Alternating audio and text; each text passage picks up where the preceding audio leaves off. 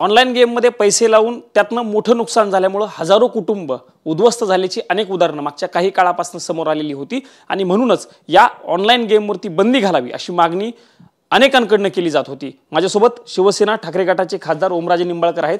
खासदार साहेब, हाच विषय तुम्ही संसदेत साधारणतः मागच्या 15-20 दिवसांपूर्वी मांडला होता आणि काल सभागृहामध्ये ते विधेयक मंजूर केलेले, कसं बघता याच्याकडे तुम्ही? अगदी आपण जर बघितलं ह्या अधिवेशनाचं कामकाज फक्त 2 दिवस चाललं। सिंदूरवर चर्चा होती त्यावेळेस आणि 30 तारखेला हा विषय मी सभागृहात मांडला। त्याच्या पाठीमागचं कारण होतं, माझ्या धाराशिव तालुक्यातल्या बावी गावात राहणारा एक लक्ष्मण जाधव नावाचा एक JCB चालक होता, ज्याने ह्या ऑनलाईन जंगली रम्मी जे ॲप आहे, ऑनलाईन गेमिंग ॲप, त्याच्यावर पैसे हारले आणि त्या पैसे हारल्याच्या नंतर जमीन विकलं, जेवढी काही संपत्ती होती नव्हती, चलाचल सगळं विकून पण ते भागत नाही हे लक्षात आल्याच्या नंतर त्या लक्ष्मण जाधव नावाच्या JCB चालकानं स्वतःच्या पत्नीची, स्वतःच्या मुलाची त्या ठिकाणी विष देऊन हत्या केली आणि स्वतः आत्महत्या केली आणि पूर्ण सगळं कुटुंब त्या ठिकाणी ह्या ऑनलाईन गेमिंग ॲपमुळं बेचिराग झालं, संपून गेलं।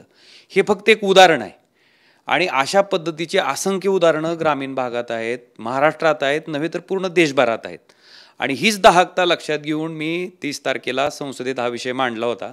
त्याचबरोबर अश्विनी वैष्णव जी आहेत त्यांना सुद्धा मी मंत्री महोदयांना भेटलो होतो, ह्याच्या पाठीमागची पार्श्वभूमी त्यांच्या लक्षात आणून दिली होती आणि खरं तर हे सांगितल्याच्या नंतर सन्माननीय मंत्री महोदयांनी ते विधेयक सभागृहात आणलं आणि त्या ठिकाणी ते विधेयकही मंजूर झालं।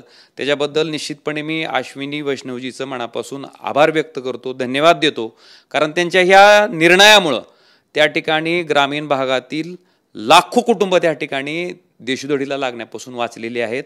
आणि खऱ्या अर्थानं मला वाटतं हा निर्णय खूप पूर्वी सरकारनं घेणं अपेक्षित होतं आणि आपण जर बघितलं असेल तर महाराष्ट्राच्या विधानसभेचं अधिवेशन चालू होतं, त्याही वेळेस आमच्या आमदार कैलास पाटलांनी हा विषय तिथं लावून धरला। त्यावेळेस राज्य सरकारकडनं सांगण्यात आलं की हा केंद्राचा विषय आहे आणि ज्यावेळेस मी ह्याच्यापूर्वीही तारांकित प्रश्न केला होता त्यावेळेस केंद्राकडनंही सांगितलं जात होतं की हा राज्याचा विषय आहे आणि हीच विषय मी अश्विनी वैष्णवजींच्या पण लक्षात आणून दिला की साहेब म्हटलं केंद्र राज्य, राज्य केंद्र म्हणून चालणार नाही, ह्या ठिकाणी निर्णय घेणं अपेक्षित आहे।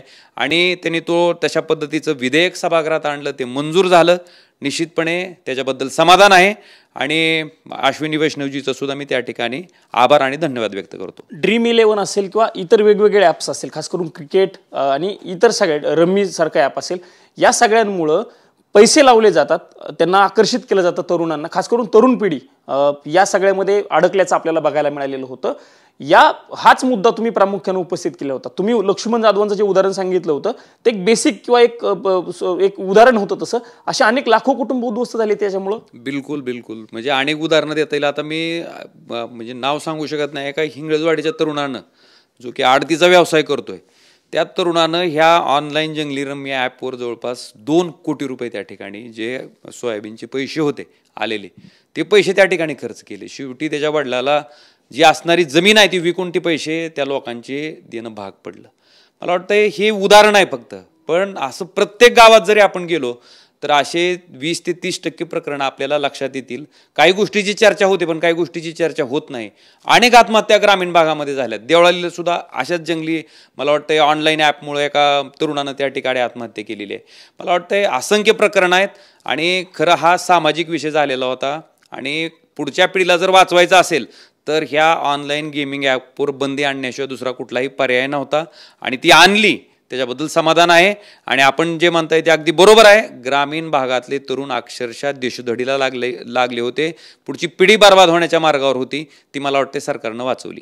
पुढची पिढी बर्बाद होण्यामध्ये एक महत्त्वाचं कारण असायचं खासदार साहेब की ज्या पद्धतीने ह्याच्या जाहिराती केल्या जायच्या सोशल मीडियावरती आपण बघतो, टीव्हीला सुद्धा या सगळ्याच्या जाहिराती होत्या, त्या जाहिरातींवरती पहिली बंदी आणणं गरजेचं होतं असं वाटत नाही तुम्हाला? निश्चितपणे मला वाटते अशा पद्धतीच्या जाहिराती करत असताना जी सेलिब्रिटी लोक आहेत त्या लोकांनी खरं विचार करणं अपेक्षित आहे की बाबा आपल्या ह्या जाहिरातीमुळं नेमकं काय होतंय, आपण कशाचं व्यसन लावतोय, ह्याचा सामाजिक जीवनावर होणारा परिणाम काय। मला वाटतं आज त्या लक्ष्मण जाधव नावाच्या कुटुंबात जर जाऊन तुम्ही बघितलं, त्याच्या आईवडिलाला काय वाटत असेल, स्वतःचं पोटचं पोरगं गेलं, सून गेली, नातू गेला, काय वाटत असेल त्याच्या घरी, तुम्ही जाऊन बघा काय म्हणजे भयान अवस्था असेल। मला वाटते कोट्यावधी रुपयाची त्या ठिकाणी फीस घेऊन अशा पद्धतीच्या जाहिराती करणाऱ्या सेलिब्रिटींनी खरंच विचार करणं गरजेचं आहे. मला वाटते समाजाला घातक असणाऱ्या, समाजाला वाईट वळणावर घेऊन जाणाऱ्या कुठल्याही गोष्टीचं समर्थन मला वाटते ज्यांना एक आदर्श त्या ठिकाणी समाज मानत असतो त्या लोकांनी हे टाळणं गरजेचं आहे. पण दुर्दैवानं ते झालं. पण आता त्या जंगली रम्मी ॲपवरच त्या ठिकाणी किंवा ऑनलाईन गेमिंग ॲपवरच त्या ठिकाणी बंदी आणली आहे. त्यामुळे ती समाधानाची बाब आहे. पण आपण जे म्हणताय ते अगदी बरोबर आहे. अशा पद्धतीनं समाजामध्ये सेलिब्रिटी म्हणून वावरणाऱ्या माणसाला तर सामाजिक भान ठेवूनच त्या ठिकाणी काम करणं अपेक्षित आहे. काल हे सभागृहात म्हणजे परवा दिवशी लोकसभेमध्ये मंजूर झालं, काल राज्यसभेमध्ये अश्विनी वैष्णवांनी मांडलं आणि गदारोळामध्ये हे मंजूर झालं. चर्चा होणं अपेक्षित होतं या विधेयकावरती, कारण खूप मुद्दे मांडण्यासारखे होते याच्यात. निश्चितपणे मला सुद्धा सभागृहाचं कामकाज चालावं हे वाटत नाही, अशातला भाग नाही. आणि विशेषतः ह्या विधेयकावर तर निश्चितपणे चर्चा होणं अपेक्षित होतं. पण मला वाटते असो पण शेवटी लोकशाही ही सगळ्यात मोठी आहे, सगळ्यात महत्त्वाची आहे. आणि लोकशाहीमध्ये स्वतःच्या मताचा जो मौल्यवान अधिकार डॉक्टर बाबासाहेब आंबेडकरांच्या संविधानामुळं झोपडीत राहणाऱ्या माणसाच्या मताची जी किंमत आहे तीच मला वाटते अब्जोपती जे आहेत मोठे मोठे उद्योगपती त्यांच्याही मताची तीच किंमत आहे. त्यामुळे ह्या मतदानाचा अधिकार अतिशय महत्त्वाचा आहे. आणि तो जर त्या ठिकाणी हिरावला जात असेल, त्याच्यावर जर दरोडा पडत असेल तर त्याच्यावर सुद्धा चर्चा सभागृहात होणं ही विरोधी पक्षाच्या खासदारांची प्रामुख्यानं मागणी होती. मला वाटते सरकारनं ती मान्य केली असती आणि त्याच्यावर जर एखाद दुसरा दिवस चर्चा घडली असती तर कदाचित ह्या सगळ्याच विधेयकावर चर्चा झाली असती आणि त्या विधेयकाला सकारात्मक काही सूचना सुद्धा विरोधी पक्षाच्या खासदाराच्या सुद्धा आल्या असत्या आणि अजून एक चांगल्या पद्धतीचं विधेयक तयार झालं असतं. काही मुद्दे तुमच्या डोक्यात होते काय चर्चा करताना मांडण्याचे? निश्चित भरपूर होते. पण शेवटी हा विषय महत्त्वाचा आहे. लोकशाही जिवंत ठेवण्यासाठी ज्या पद्धतीनं बोगस मतदार त्या ठिकाणी लावले जात आहेत किंवा ज्याचा खराच मतदानाचा अधिकार आहे त्याचं नाव जिवंत असताना मेलय म्हणून, मृत झालाय म्हणून कापलं जाते, हे दुर्दैवी आहे. हे कुठंतरी सुधारणं गरजेचं आहे. तीही चर्चा महत्त्वाची आहे आणि निश्चितपणे ती चर्चा जर सरकारनं मान्य केली असती तर ह्याही विधेयकावर चर्चा करता आली असती. आणि अनेक महत्त्वाच्या सूचना जी ग्रामीण भागातली दाहकता आहे, ग्रामीण भागातला अनेक कुटुंब जे उद्ध्वस्त झालेत, जर सरकारनं हा निर्णय आधी घेतला असता तर ती लाखो कुटुंब आपल्याला उद्ध्वस्त होण्यापासून वाचवता आली असती. मला वाटतं असंख्य विषय त्या ठिकाणी मांडता आले असते. निश्चितच हे खासदार ओमराजे निंबाळकर होते. त्यांनी म्हटलेलं आहे TV9 मराठीशी बोलताना की सरकारनं हा निर्णय, काल जो सरकारनं निर्णय घेतला तो याच्यापूर्वी जर घेतला असता तर उद्ध्वस्त झालेली लाखो कुटुंब वाचवता आली असती, असा महत्त्वाचा मुद्दा मांडत असतानाच सभागृहामध्ये याच्यावरती जर चर्चा झाली असती तर आणखी सूचना करता आल्या असत्या. पण सरकारनं हा निर्णय घेतला त्याबद्दल सरकारचं देखील एक प्रकारे अभिनंदन आणि कौतुक करताना खासदार ओमराजे निंबाळकर यांनी केल्याचं आपल्याला बघायला मिळालेलं आहे. कॅमेरामन राकेश कुमार समी, प्रमोद जगताप, TV9 मराठी, नवी दिल्ली.